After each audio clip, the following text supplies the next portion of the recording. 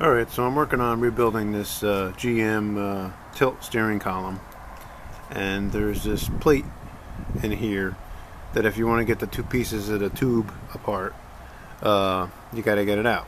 And it kind of comes out at an angle, and it's kind of a hard thing. I haven't figured out the exact, magical angle to get it out of there. Oh, it looks like it just popped out. But anyways, when you're messing with this thing, it's a lot easier than trying to get your fingers in there. I just discovered if you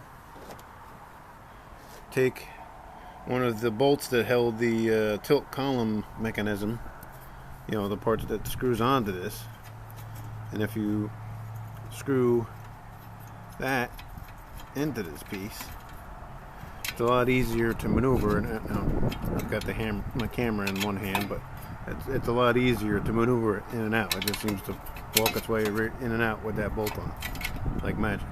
So just figured I'd share the tip.